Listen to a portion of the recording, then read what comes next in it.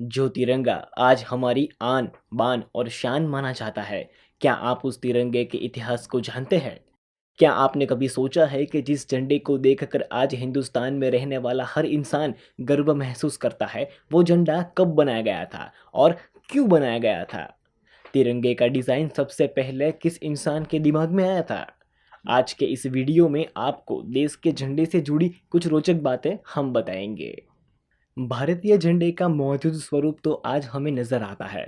उसे संविधान सभा ने स्वतंत्र दिवस के कुछ दिन पहले यानी 22 जुलाई 1947 को अपनाया था। तीन रंग का होने की वजह से भारतीय झंडे को तिरंगा भी कहते हैं। कहा जाता है कि भारत में सबसे पहला राष्ट्रध्वज 7 अगस्त 1906 को कलकत्ता के पारसी बागान स्क्वायर में अनधिकृत रूप से फहराया गया था। आज की ही भांति में तब भी तीन रंग की पट्टी थी, लेकिन इनका रंग लाल, पीला और हरा था।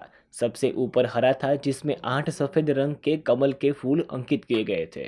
बीच में पीला रंग था, जिस पर वंदे मातरम लिखा हुआ था, और सबसे नीचे लाल रंग था, जिसमें चांद और सूरज बने हुए थे।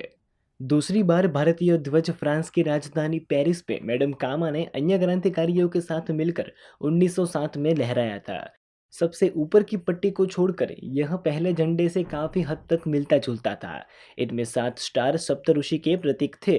यही झंडा जर्मनी की राजधानी बर्लिन में समाजवादी सम्मेलन के दौरान भी लहराया गया था। मैडम कामा का पूरा नाम भिकाजी रुस्तम कामा था। वर्ष 1917 में होम रूल आंदोलन के दौरान डॉक्टर एनी बेसेंट और लोकमान्य तिलक ने तीसरी बार भारतीय झंडे को लहराया था। इस समय आज़ादी की लड़ाई ने एक नया मोड़ लिया था। इस झंडे में 5 लाल और 4 हरे रंग की हेरिटेज पट्टियां थी। 7 स्टार सप्तऋषि के प्रतीक थे।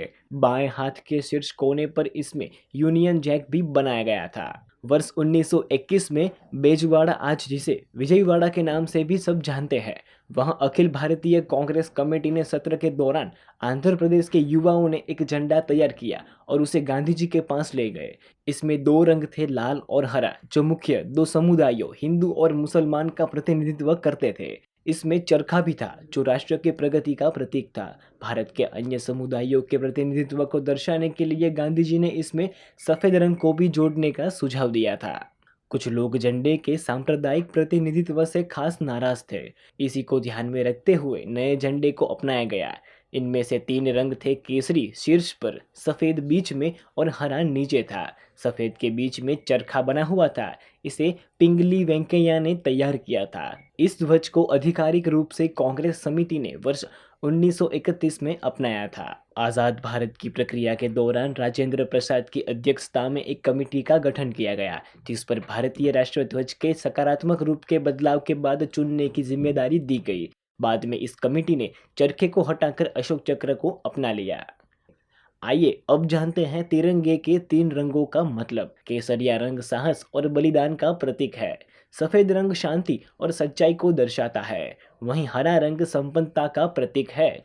अशोक चक्र को कर्तव्य का पहिया कहा जाता है, जिसमें शामिल 24 तील या मनुष्य के 24 गुणों को दर्शाती है।